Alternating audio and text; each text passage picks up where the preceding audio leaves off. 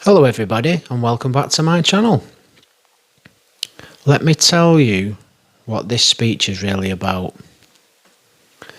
It's not about chasing a dream job so you can float through life smiling. It's about something far more practical and far more protective. It's about finding the thing you are naturally suited to, then building a living from it so your ordinary days stop feeling like a fight against yourself. Because the greatest gift you can give yourself is to find something you are naturally adept at, good at, and figure out a way to make a living from it. If you do that, your work stops feeling like punishment and starts feeling like play. Not childish play, not lazy play, but that deep kind of play where you're fully engaged, fully present, and you can feel yourself getting better. And once you have that, you stop trying to ice skate uphill. You know that feeling. That feeling where every task takes double the effort because it doesn't fit you. And you spend your whole day pushing yourself through something that drains you, and you call that life, and hope that the weekend will rescue you. That is not life. That's survival dressed up as routine. Look, this isn't loud motivation, and it's not a hype talk. This is real wisdom, because it's about discipline, responsibility, and choices that protect your future. Now let's be honest about what most people do. Most people pick a life in one of two ways. They either pick it based on what will impress somebody else, or they pick it based on what feels safe in the moment. They chase a title, a wage, a look, a story that they can tell. Or they take the next available option and tell themselves they'll figure it out later. And later comes fast. Later becomes years. Later becomes a whole life lived on autopilot. Then one day, a person wakes up realizing they've been tired for a very long time. And not just physically. They've been tired in their spirit, tired in their mind. They've been tired in that quiet place where you know you're capable of more, but you can't see a clear path to it. So the first twist is this. You don't need more motivation. You need a better match. You need work that fits your nature. Because when work fits your nature, discipline becomes lighter. It's still discipline. You still have to show up. You still have to practice. You still have to be accountable. But you're not fighting your own design. That is why this matters. Because the rest of your life is made of ordinary days.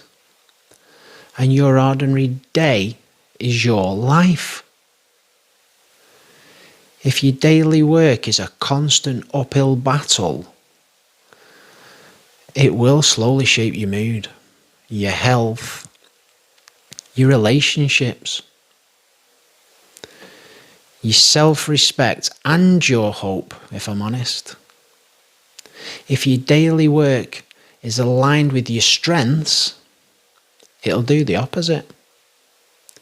It will give you energy and momentum, pride and stability. Now, when people hear naturally adept, they often misunderstand it. They think it means the thing that feels effortless from day one. It doesn't. That's just fantasy. Naturally adept means something far more grounded. It means the thing that you'll learn faster than average because it matches how your mind works, how you see patterns, how you speak, how you move, how you think. It means the thing that even when it's hard, still feels worth it. It means you can be tired after doing it, but it's a clean tired. The kind of tired that you get when you've done something real. And here's the part that will save you a lot of time. Your gift is rarely a lightning bolt. It's usually a pattern. So if you want to find it, don't sit there waiting for a grand revelation. Look for evidence. The best way is to look back.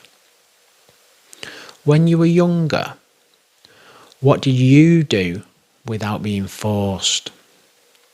Without bribery? Without somebody standing over you? What did you do that made time disappear? What did you do that you were willing to be bad at for a while just because you enjoyed the process of getting better? Now look at your life today. What do people come to you for? Not what they flatter you about, but what they rely on you for. Do they come to you because you can explain things really well? Because you can calm a room? Because you can organise chaos? Maybe because you can build something from nothing.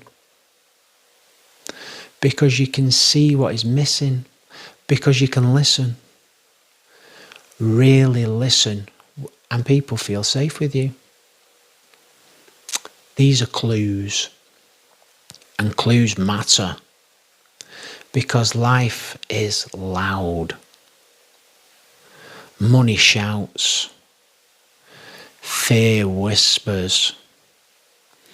Social media sells you 1,000 identities. Family expectations press you, friends influence you. And comfort sedates you. And in all that noise, your actual strengths can often be quiet. So you have to become the kind of person who can hear the signal.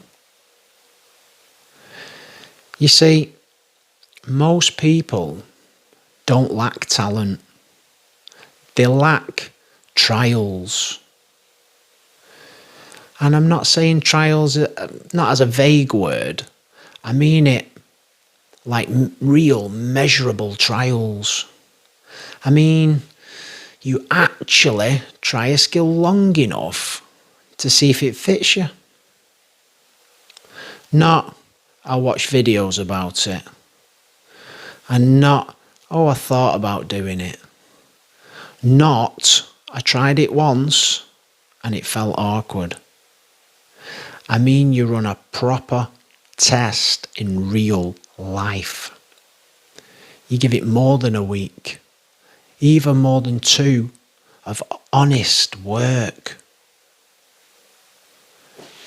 You produce something that you can show. You take some feedback. You measure whether you improve quickly and whether you can feel that you're pulled back to it. For example, if you might be good with words and you think that you are, you don't just say, I like words. You write something every day for 10 days. You record your voice and practice making it clear. You take one idea and explain it in 60 seconds. Then you explain the same idea in 30 seconds. Then you explain it to a 10-year-old so they can understand it without being spoken down to. You notice whether that process makes you feel more alive, and you notice if you improve quickly. If you think you might be good with people, you don't just say, I like helping. You teach something. You mentor somebody. You run a small session. You help somebody make a plan and follow it. You notice whether people open up to you, whether you can guide them, whether you can hold steady when emotions rise.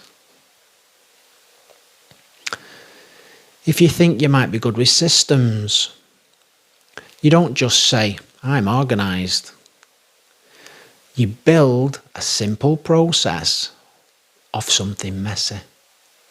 You create structure where there was none. You make things easier and more efficient. You notice whether you can do it with ease and whether it satisfies something in you. That is what it means to find your lane. You don't guess it. You prove it. Now, once you have a hint of your lane, the speech gets serious, because this is where discipline and responsibility show up. Because finding what you love is only half of the gift. The other half is building a life that can hold it. A lot of people love things, but they don't turn them into a craft. They keep them as fantasies. They keep them as one day. They keep them in the safe zone of their imagination, where they never have to risk failure. Never have to hear criticism. Never have to practice when they don't feel like it. But a livelihood requires more than just love. A livelihood requires reliability. And reliability is a discipline. This is why this lesson is powerful. It's not saying do what you love and everything's going to be easy. It is saying find what suits you and work like a grown-up to make it real. So let me give you a simple structure that's true in almost every field. You have a gift, you build a craft, you provide a service. Gift, craft, service. Your gift is the thing that you're naturally suited to. Your craft is what your gift becomes after repetition, coaching, study, and practice. Your service is how your craft helps other people in a way they value. The last part matters, because you don't get paid for passion, you get paid for value. Value is what happens when your ability solves a problem, creates a result, or makes life better for someone else. And this is where responsibility protects your future. Responsibility means you stop living like your days don't matter. Responsibility means you stop treating your time like a toy. Responsibility means you stop chasing quick wins that cost you long-term peace. Discipline, in this context, is not punishment. Discipline is self-respect over time. It's you saying, my future matters, so I will show up even when I don't feel like it. Because the truth is, your mood cannot be the boss of your life. Your mood changes like the weather. Your responsibilities build your life. Now let me make a point that people need to hear, because this is where many people get trapped. Even when you're in the right lane, you will still have hard days. You will still have boring admin. You will still have setbacks. You will still have moments where you feel uncertain. You will still have times where you think, maybe I'm not good enough. But here is the difference. When you're in the wrong lane, hard days feel pointless. When you're in the right lane, hard days feel like part of the build. That is what people mean when they say it becomes play. It's not childish. It's that you're engaged. You are invested. You're willing to practice because the practice is connected to who you are becoming.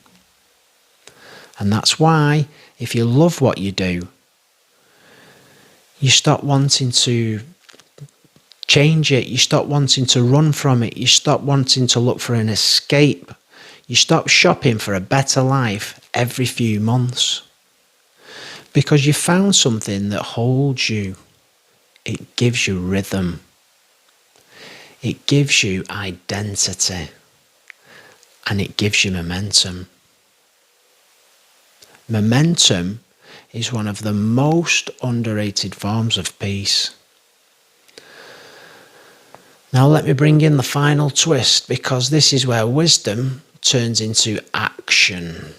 The goal is not to find a life that you like better. The goal is to build a life that fits you so well that you stop running from yourself.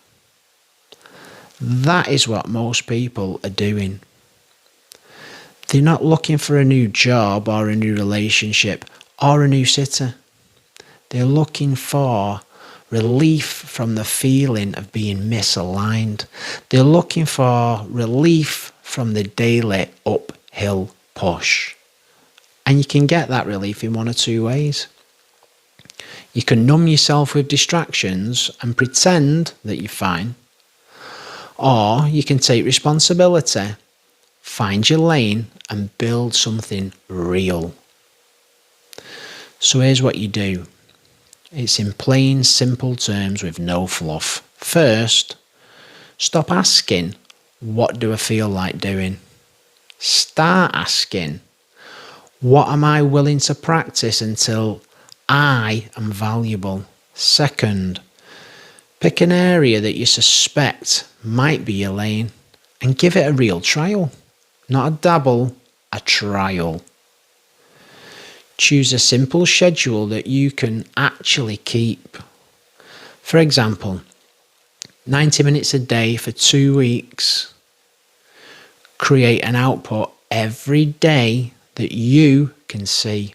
Something written, something recorded, something built, something you can hold. Third, pay attention to two things. Do you improve quickly with repetition, and does it give you that clean energy? If the answer is yes to both, you found a signal. Then you go deeper. You build the craft. You learn the boring parts and you become reliable. You become consistent. Because consistency is what turns a gift into a living. And that is where the future gets protected. Not by luck, not by hope, by structure. So let me close this the right way so it lands and it sticks. The greatest gift you can give yourself is to find something that you are naturally adept at and figure out a way to make a living from it. Because if you do that, your ordinary days become something that you can live inside without any resentment. You stop trying to ice skate uphill. You stop dragging yourself through work that drains your spirit. You start building a path that matches your nature, and you protect that path with discipline, responsibility, and standards. That's not loud motivation. That is real wisdom. And if you do it properly, you will not spend your life searching for something that you like better. You will be too busy becoming who you were supposed to be. I hope you've enjoyed this, guys. If you take these lessons on board, you can make some real changes in your day. And when you make daily changes, you make weekly changes. Weekly changes become monthly changes. Monthly changes become life changes. You take care, you stay blessed, because this, it is the way. Namaste.